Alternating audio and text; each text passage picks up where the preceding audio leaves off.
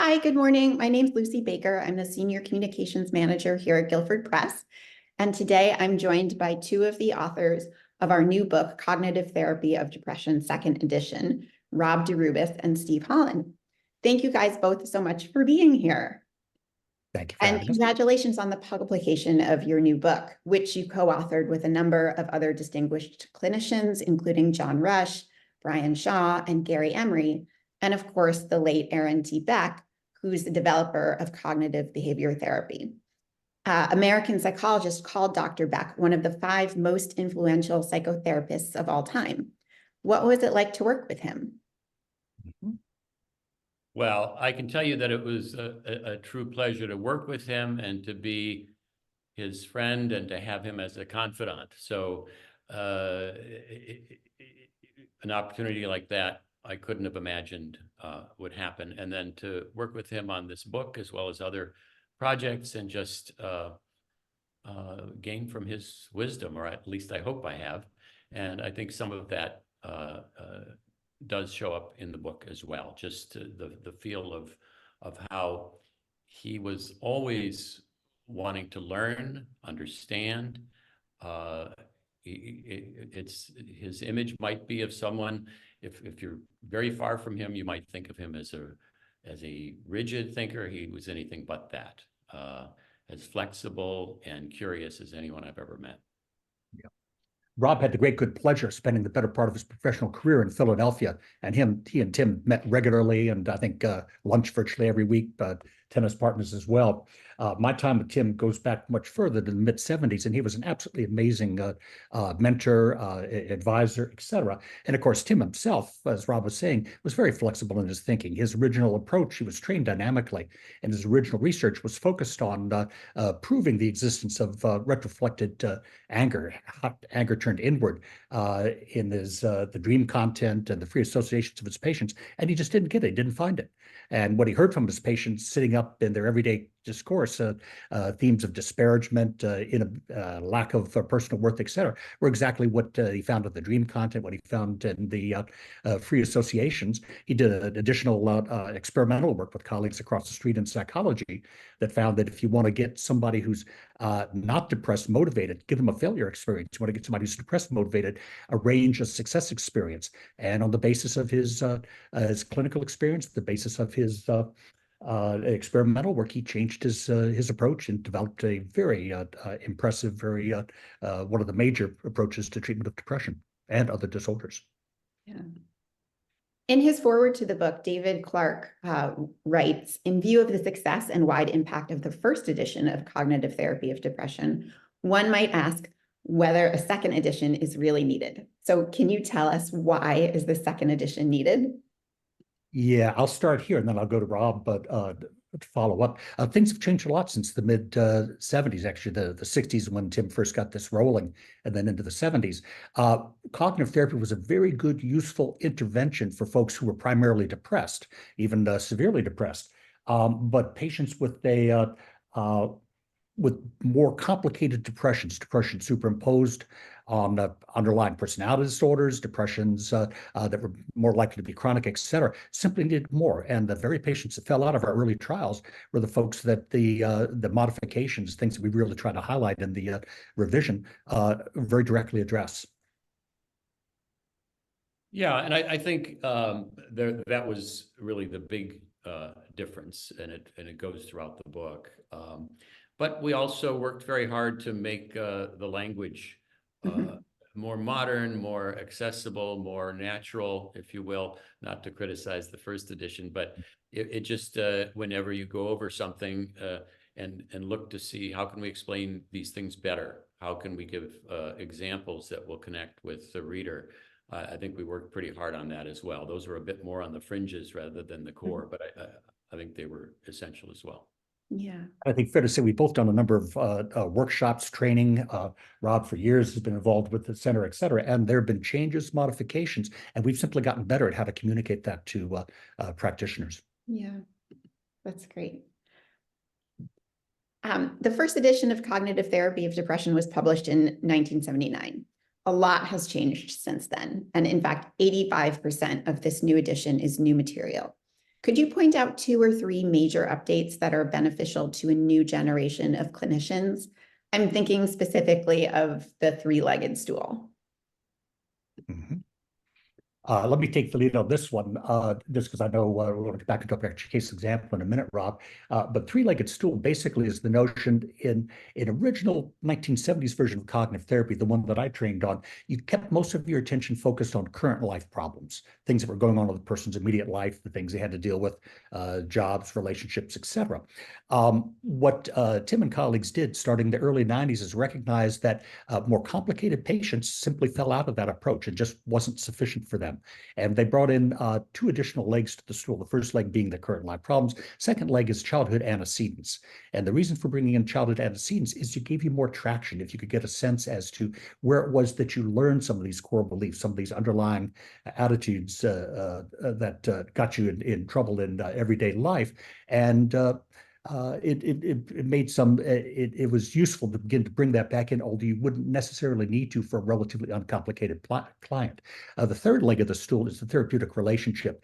And as opposed to more traditional approaches to psychotherapy, cognitive therapy, well, I've always thought of myself as kind of a glorified auto mechanic. Somebody's car's running rough, they bring it in, and I'll tune it up for them, but better still, I'll teach them how to tune their own car up. But we didn't need to worry much about therapeutic relationships.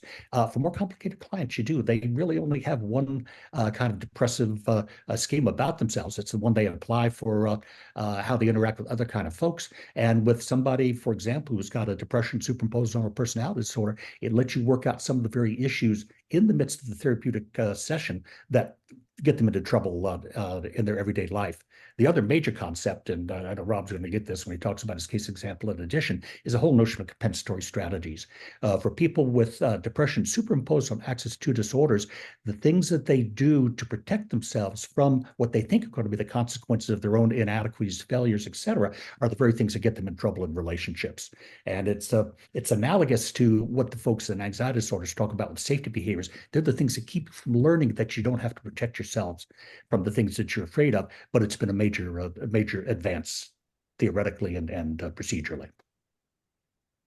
Oh, great, thank you.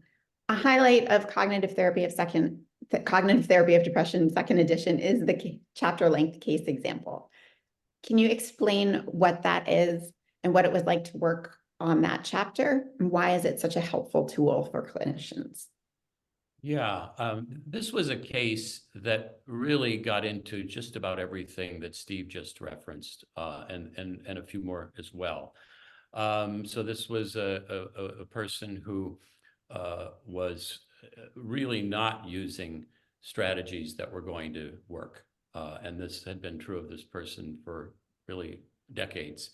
And it became clear how this made sense to the person early in life, and that it wasn't crazy, but instead developed out of the reactions or interactions with figures early in life, and how it persisted. And yet these were, as Steve referenced, compensatory strategies, things to protect the person, which did indeed protect the person at the moment. But of course, over and over again, made it not possible to have a life that was satisfying and valuable to the person. So there was that. There was also, as Steve suggested, those same strategies were being applied in the consulting room, and they were pretty clear. There was anger, frustration, irritation, and so on. And I think it's good, at least for young clinicians, training clinicians, but maybe for everyone, to see see how at least one therapist negotiated those interactions, because they were quite difficult and could have led to some further difficulties in the relationship. But instead, I think, as one would see in the chapter, were managed pretty well, and not just managed, but connected to the early life and to the current problems in life. So this was, yeah, it really was a great opportunity to reveal the points of the book in one case. And I think, you know, there have been many who've read it and have given very strong positive reactions to it, that there is something there. We could point out the themes and so on, but there's something also about the flow and about experiencing these things going back and forth and ultimately resolving or leading to a resolution of these very tricky difficulties. Yeah. Rob can't say this, but I can. It was masterful to watch how he relied on the early transcripts. This particular client was very angry, very dismissive, had good reason to be given the experience in her life, but a lot of that was directed toward Rob at the beginning. And none of it he took personally. He put it right in the context of the three-legged stool. And over the course of a number of sessions, fairly short-term therapy for somebody with this kind of long-standing problem, she came around very nicely and was able to recognize some of the problems, some of the strategies she had fallen into to protect herself that were just turning off other people in her life, and could well have turned off a lot of therapists. It was a masterful demonstration of how you actually do it, not just talking about it. Yeah. And the other thing, and it's a point that Steve could have made when talking about different changes to the book, because there were so many, as you point out, the 85% figure is intriguing. That there were a number of movements between 1979 and now that caught clinicians' attention. You know, behavioral activation as a standalone therapy, mindfulness as a standalone therapy would be two examples. And in the book, and then reflected in the case, one sees that these are things that, in a way, were always there in cognitive therapy, but perhaps not highlighted or clarified. And so I think one of the things Steve and I did, and the others, to make this book more relevant and fuller, was to flesh those aspects out better than they were in 79, even if they were kind of there in 79. So yeah, for example, the behavioral activation aspects in the case are very, very clear, very important. And not just behavioral activation, which of course is a brief term that means so many things, but looking to see what the barriers were to this person's engaging socially. So it's not just sort of getting the heart moving, and of course behavioral activation is more than that, but it's also discovering what are those things that make it so at the moment it doesn't make sense to go to the gym or to get together with a colleague and help her paint her child's bedroom. Those kinds of things that were avoided because they just didn't seem to have anything going for them. Working on those very carefully and thoroughly, and then experimenting on top of that to find out, well, okay, yeah, maybe those ideas are correct, or at least partly correct, but let's go find out. And so there is that kind of back and forth, and it's very well laid out, I think, in the book and exemplified in the case. Yeah. Okay, last question. Considerable media attention has been devoted to the current state of mental health in America. The CDC reports that in 2021, 2 in 5 US adults reported experiencing symptoms of anxiety and depression, and 44% of teens reported struggling with feelings of sadness or hopelessness. What do you make of these statistics? How is cognitive therapy of depression second edition uniquely positioned to help reduce emotional suffering today? Rob, you were made first. Go ahead, Steve. Well, okay. Yeah.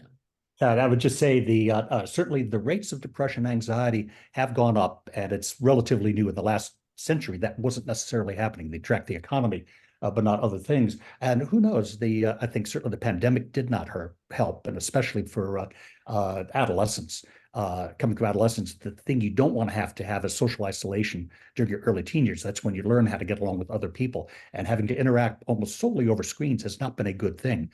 Put on top of that the reliance on video communications with people. Put on top of that the opioid crisis, and it's a witch's brew for having an increase in depression. fortunately, the things that we talk about, the things we describe, work as readily for teens as they do for adults. Young kids maybe need a bit more behavioral, involve the parents a bit more, but all the things that are in there are exactly what you'd want to do to help an adolescent who's getting into difficulties.